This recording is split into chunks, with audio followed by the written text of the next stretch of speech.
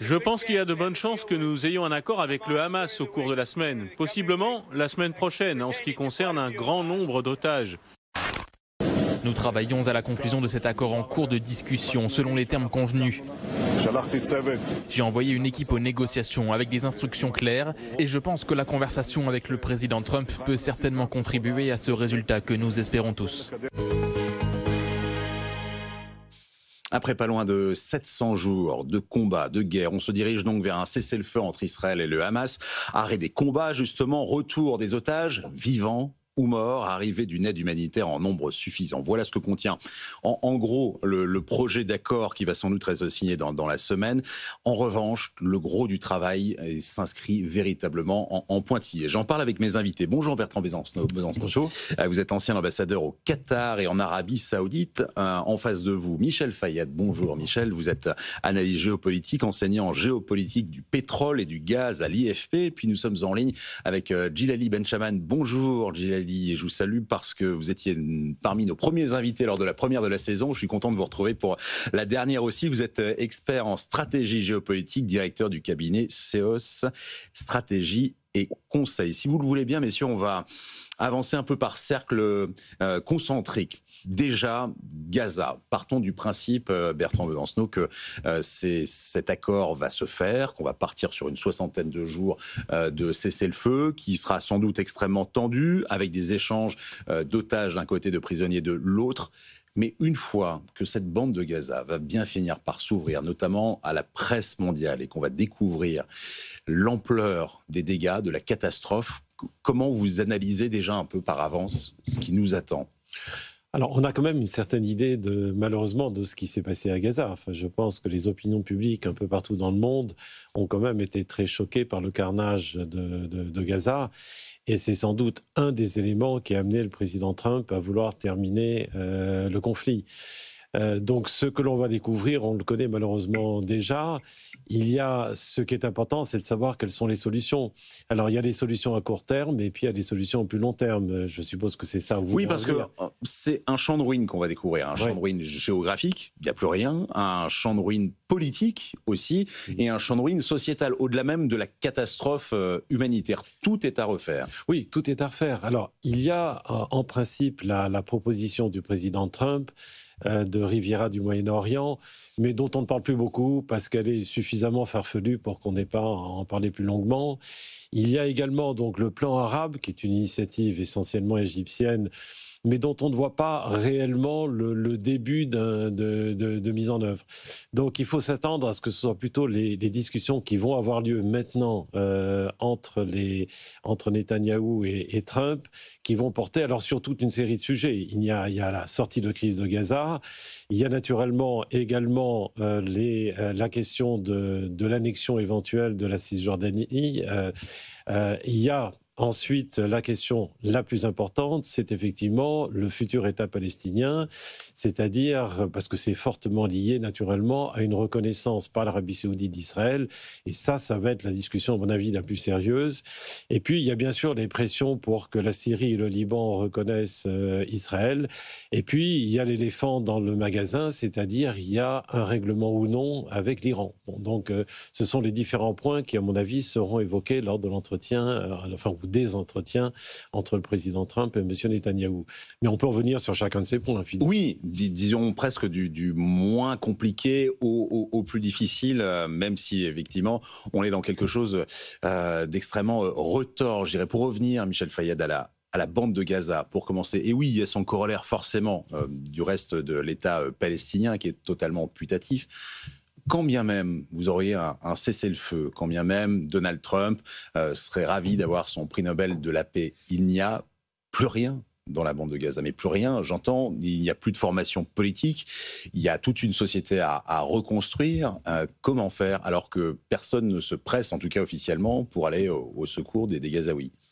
Oui, déjà, c'est une trêve de 60 jours. Et ce ne sont pas tous les otages qui vont être libérés. Donc, en fait, tout reste encore ouvert, quand bien même un accord venait à être signé. C'est parce qu'en fait, on a déjà eu des accords de cessez-le-feu il y a quelques temps, puis il y a eu quelques libérations d'otages, puis ça a repris. Et là, si c'est encore une partie des otages seulement qui vont être libérés, il est fort à parier que cela reprend. Pour vous, ce serait simplement une trêve ? Oui, parce que si là encore, si des otages vont encore rester entre les mains du Hamas et que le Hamas refuse de désarmer et insiste à être présent dans la gouvernance, et puis insiste également à ce que la fondation qui donne aujourd'hui la nourriture et autres aux Gazaouis, la revendication du Hamas, c'est que cette fondation soit remplacée à nouveau par des ONG internationales. Si toutes ces conditions sont inacceptables en réalité pour Israël, donc je ne vois pas en fait comment est-ce qu'il pourrait y avoir une paix au jour d'aujourd'hui. C'est un accord qui peut avoir lieu de cesser le feu pendant quelques jours, parce que je pense que Netanyahou a un autre plan en parallèle, qui est de recommencer en Iran. Et parce qu'on a vraiment tordu le bras aux Israéliens pour faire ce cessez-le-feu verbal entre Israël et l'Iran. Et je pense que Netanyahou va vouloir dire à Donald Trump j'accepte de faire un cessez-le-feu sur Gaza. C'est un cessez-le-feu et je reprendrai quand il faudra reprendre, parce que j'aurai encore des otages dans les mains du Hamas. Mais par contre, maintenant, j'aimerais partir sur l'Iran à nouveau. Et d'ailleurs, il y a quelques jours, vous avez noté que les Américains, Trump a dit qu'il allait livrer en armes Israël et que maintenant, ça dépend d'un vote au Congrès. Et donc, à mon avis, il y aura ce jeu de donnant-donnant qui va être en tout cas sur la table. Je ne sais pas, bien sûr, qu'est-ce qui sortira de la discussion. Mais en tout cas, je pense que Netanyahou vient à la discussion avec cette idée en tête. On note que cette discussion se passe totalement hors presse à la Maison-Blanche. Djilali Ben Chaban, pour augmenter justement ce cercle concentrique à tout un État palestinien, il faut un certain nombre de choses. On peut revenir aux bases du droit finalement pour faire un État, avec une population, une communauté politique, avec une convergence de vues, et puis on va commencer comme ça avec les territoires palestiniens. Il faut une continuité de frontières. Comment est-ce possible? Pour qui a déjà été dans ces territoires qui ne sont plus qu'un confetti, une somme de confettis qui sont en train de se rétrécir en plus? Moi, j'ai toujours du mal à voir comment, géographiquement, un État palestinien peut naître, tout simplement. J'ai envie de vous répondre en disant la chose suivante, c'est qu'aujourd'hui, on est clairement dans une impasse, parce qu'un certain nombre de conditions ne sont toujours pas réunies. La première est la question de la gouvernance et de l'autorité politique. L'apocale s'est faite autour du Hamas, mais on oublie qu'aujourd'hui l'autorité palestinienne est en morceaux. Et quand bien même l'idée de réactiver un processus politique adviendrait, c'est la question de qui prendrait le relais qui se pose aujourd'hui en question cruciale. Or, l'autorité palestinienne est disqualifiée à la fois du côté des populations et du côté du gouvernement israélien. Le Hamas n'est pas une option. Donc, j'ai envie de vous dire, tant qu'on n'a pas aujourd'hui cet embryon politique de pouvoir remettre à l'œuvre un processus digne de ce nom qui permette de passer d'une trêve à une solution politique durable qui permette aux acteurs internationaux de se saisir de cette architecture, on reste dans une impasse avant même d'envisager la dimension géographique, administrative ou même d'une gouvernance. Mais Djilali, le Hamas, quoi qu'il arrive, politiquement, va rester là.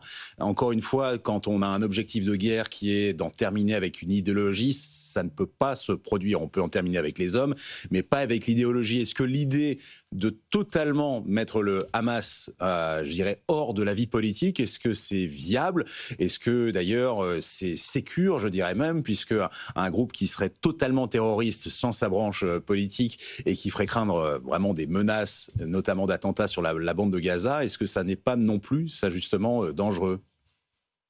Il y a un pari politique qui a été fait par le gouvernement Netanyahou qui était de désigner l'objectif du Hamas comme étant la priorité. La dimension politique, ensuite, celle de la reconstruction d'une autorité palestinienne avec un aéropage de mouvements qui peuvent être à la fois politico-religieux ou politiques purs, n'est pas aujourd'hui dans la feuille de route.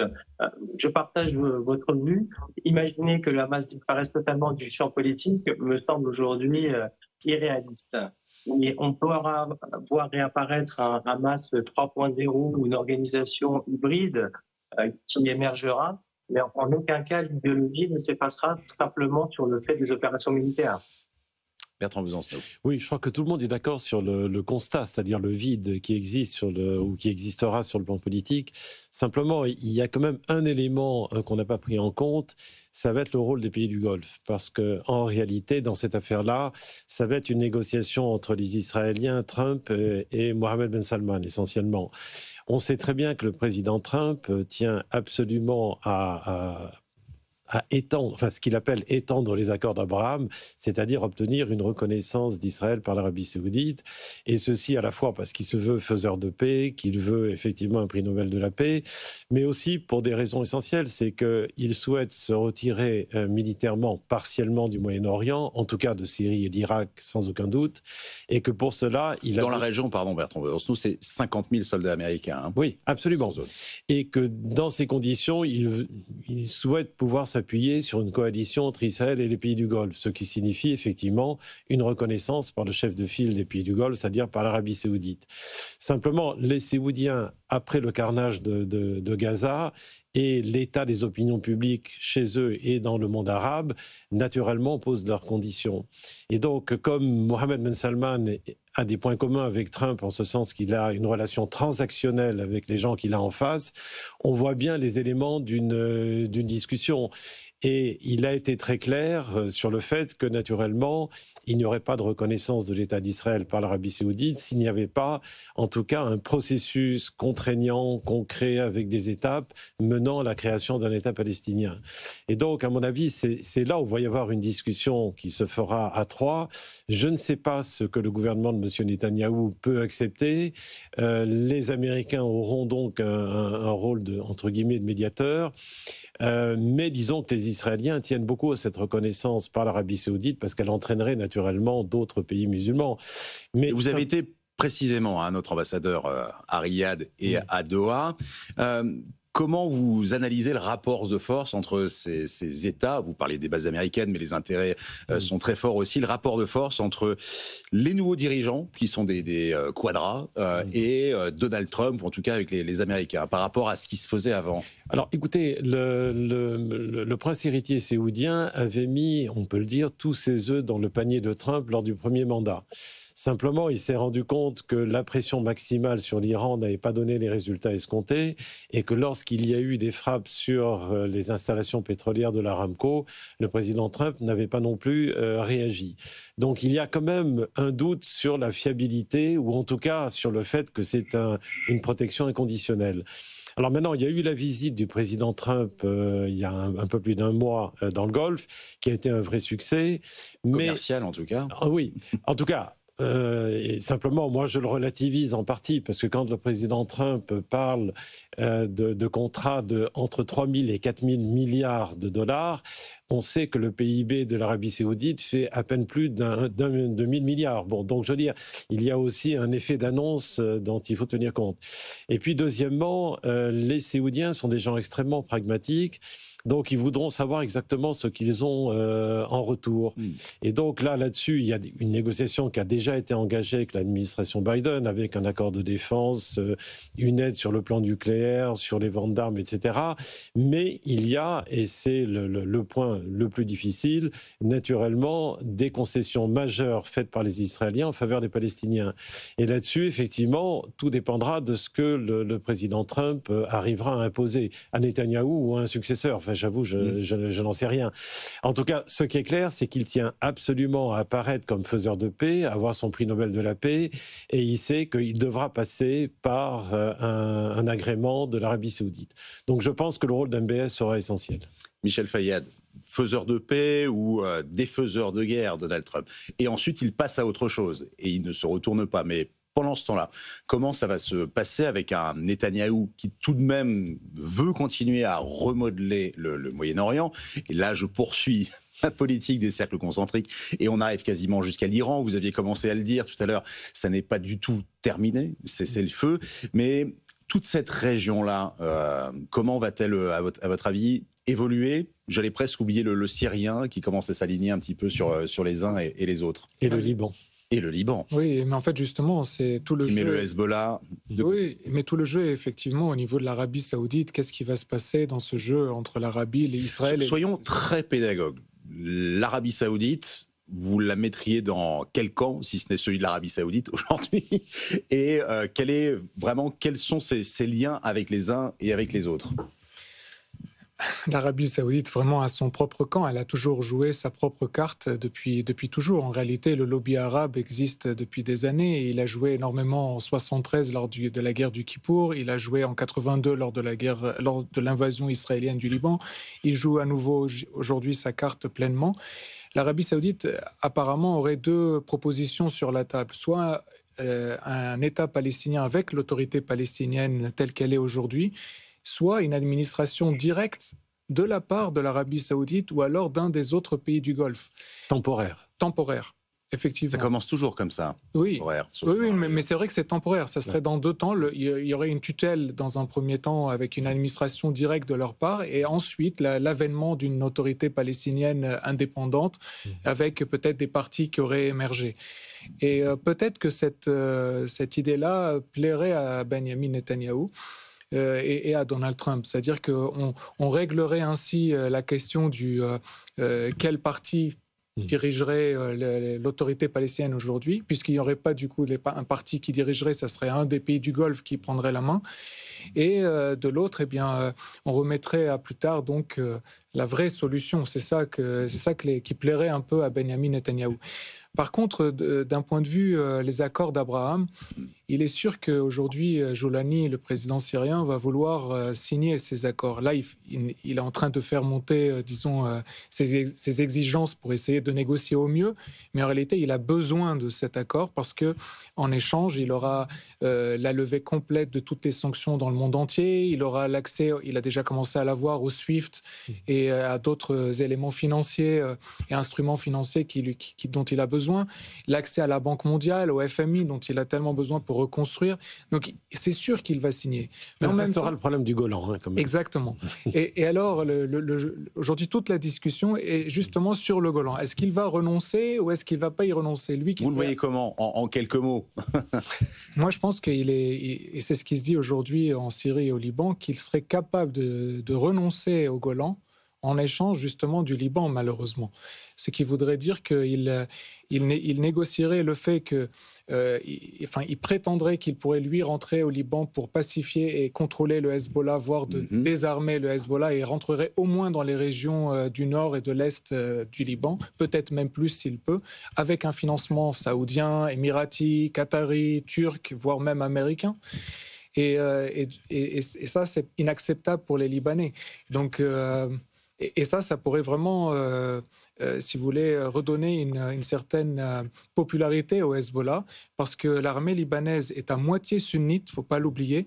Et donc, si jamais Joulani, le sunnite, venait à attaquer le Liban, eh bien, le Hezbollah chiite, qui a beaucoup perdu en crédibilité, beaucoup perdu en popularité et beaucoup perdu en force depuis les derniers mois, eh bien, regagnerait en popularité du fait même que le Liban est attaqué par une force étrangère, l'ennemi historique qu'est le Syrien. Donc, il y a beaucoup de choses qui peuvent se passer. Le Liban, qui est passé un petit peu sous les radars, croyait-on en tout cas pour son bien. Djellali Ben Chabane, il y a un autre pays dont on n'entend pas parler, si ce n'est peut-être comme variable d'ajustement.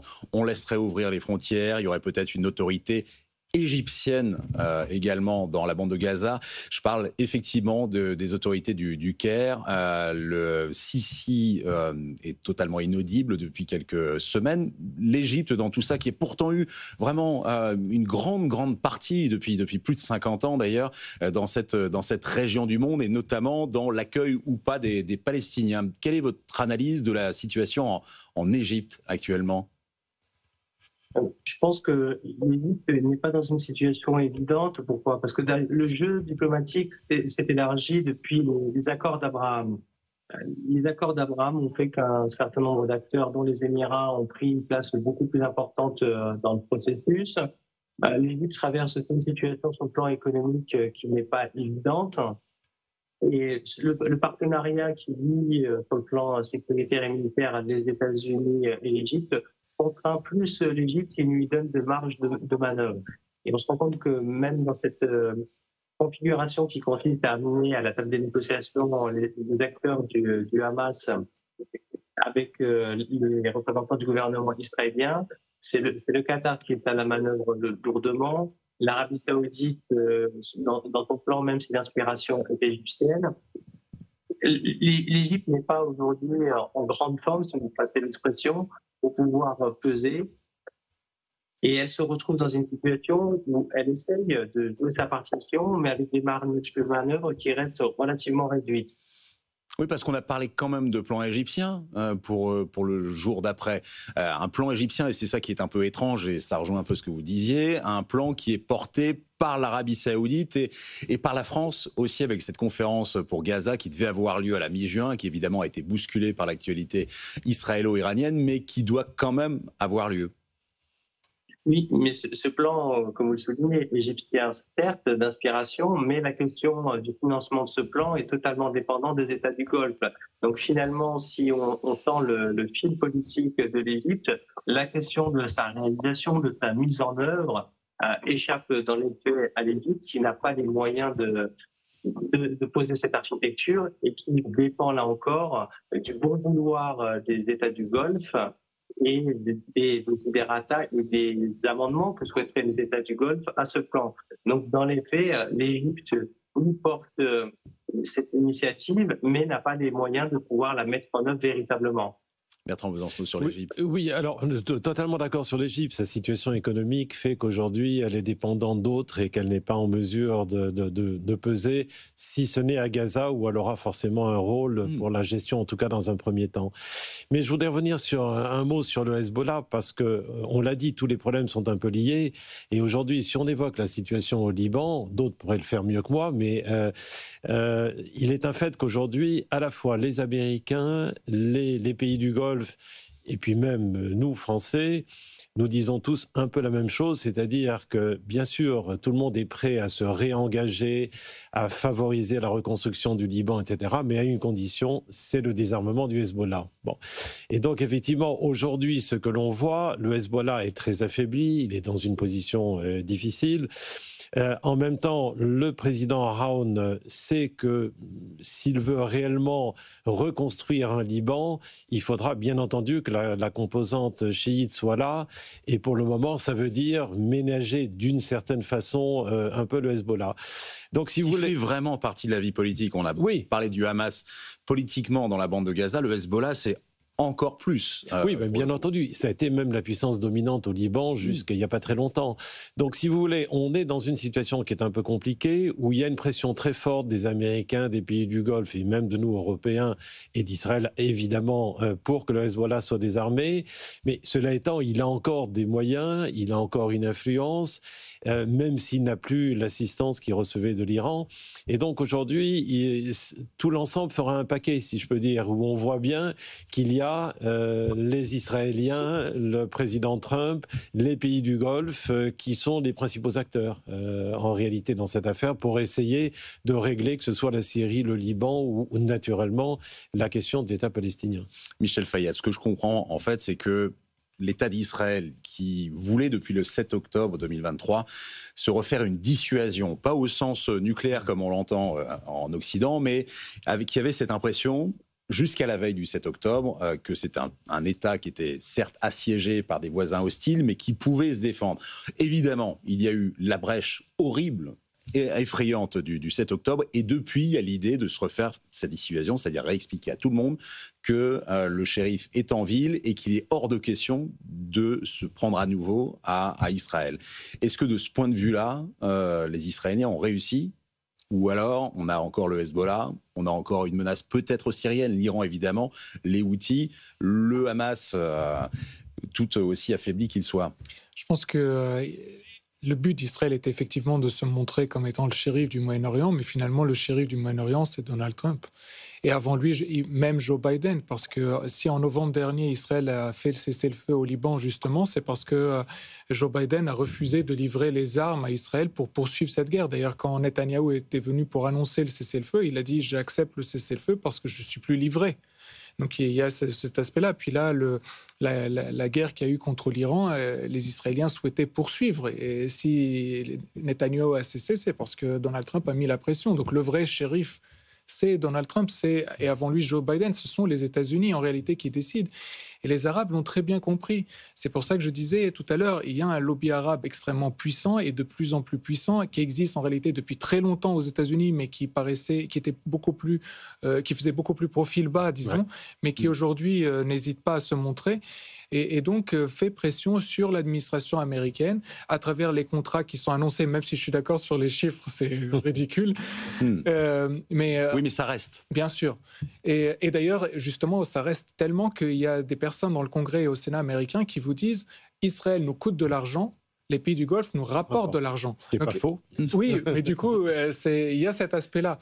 Mais en tout cas, il est clair que pour Israël, le danger du Hezbollah existe toujours. Malgré tout, il a été fortement affaibli, mais il est toujours là. Et hier encore, Israël tapait sur le Hezbollah toute la journée, toute la soirée. Mais en même temps, le Barak, qui est l'envoyé spécial de Donald Trump au Liban, a dit qu'on ne donne pas de calendrier précis au Liban pour désarmer le Hezbollah, donc c'est un peu contradictoire. Le général Joseph Aoun, le président, veut désarmer le Hezbollah, mais a mis comme conseiller l'ancien ministre du Transport qui est membre du Hezbollah. En Syrie, donc Joulani, il prétend vouloir signer la paix avec Israël, avec les accords d'Abraham, mais son parti s'appelle Hayat Tahrir el-Sham. Et Sham, ça ne veut pas dire Syrie, ça veut dire le Levant. Donc, et je note que vous l'appelez encore Joulani. Oui, et il veut, parce que c'est comme ça qu'il est en réalité connu dans la population là-bas. Et le fait d'appeler encore son organisation Sham, c'est le Levant. Donc en fait, il n'a pas abandonné son idée de conquérir et le Liban, et Israël, et la Jordanie. Et la Palestine, oui. En un mot, et la Palestine. Oui, en un mot, juste pour terminer, Bertrand Besancenot, lorsque le général de Gaulle parle de cet Orient compliqué, Donald Trump a voulu le rendre extrêmement simple. Mission impossible, définitivement. Oui, parce que, si vous voulez, je crois, on le voit même, il se veut faiseur de paix. La vérité, c'est qu'il fait des cessez-le-feu. Il ne fait pas la paix. Bon, on l'a vu. Et même cessez-le-feu verbal. Oui, absolument. On l'a vu à la fois en Ukraine, on l'a vu à Gaza. Je pense que ça sera la même chose, vous l'avez très bien dit, en Iran. Donc, si vous voulez, je ne suis pas sûr qu'il est, même si c'est le monsieur qui a les principales cartes, en même temps, je ne suis pas sûr qu'il peut totalement délivrer. Il faut ajouter à ça, on a parlé de l'hubris israélien, avec naturellement des bémols, et il faut ajouter une chose, c'est que les pays du Golfe, parce qu'encore une fois, ils vont avoir un rôle majeur à jouer, commencent à se méfier de cette hubris, parce qu'ils disent, ce n'est pas, nous avons vécu avec la menace d'une influence iranienne, ce n'est pas maintenant pour vivre avec un impérialisme israélien. Donc, je veux dire, il y a aussi cet aspect-là qu'il faut avoir en tête. La simplification par Trump, ça ne fonctionne pas toujours, vous allez le voir, ce sera un peu pareil pour les droits de douane. On se retrouve dans un instant. À tout de suite.